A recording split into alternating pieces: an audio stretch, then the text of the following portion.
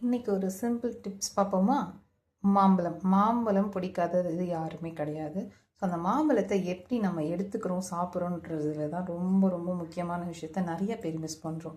So இந்த மாம்பழம் இப்போ இன்றைக்கி நான் சாப்பிட போகிற மாம்பழத்தை என்ன பண்ணால் கடையிலேருந்து வாங்கிட்டு வந்து இந்த மாதிரி ஒரு பாத்திரத்தில் தண்ணி ஊற்றி இந்த மாதிரி மாம்பழம் இன்றைக்கி நான் சாப்பிட போகிற மாம்பழத்தை இந்த மாதிரி தண்ணியில் போட்டு சோக் பண்ணி வச்சிடணும். இது ஏன் நம்ம அப்படி வைக்கிறோம் அப்படின்னா, நீங்கள் நிறைய பேரை பார்த்தீங்கன்னா மாம்பழம் கெமிக்கல் போட்டு பழுக்க வைக்கிறாங்க. ஸோ அது இதுன்னு சொல்லிட்டு நிறைய விஷயங்கள் சொல்கிறாங்க. ஸோ அப்படி சொல்கிறத தாண்டி மாம்பழம் சாப்பிடும்போது நிறைய பேருக்கு கட்டி ஹீட் பபிள்ஸ் அந்த மாதிரி நிறைய பேருக்கு வருது. ஸோ இதெல்லாமே அவாய்ட் பண்ணுறதுக்கு இது நல்லா ஹெல்ப் பண்ணும். இந்த மாதிரி நம்ம சாப்பிட்றதுக்கு முன்னாடி ஒரு 30 மினிட்ஸ், குறைஞ்சது ஒரு 30 மினிட்ஸ் ஒரு 1 ஹவர்ஸ் இந்த மாதிரி ஒரு பாத்திரத்தில் தண்ணி ஊற்றி இந்த மாம்பழத்தை நம்ம சோக் பண்ணி வச்சிட்டோம் அப்படின்னா அதுக்கப்புறம் நம்ம சாப்பிடும்போது அது எல்லாத்தையும் தவிர்க்கலாம். இது எல்லாத்தையுமே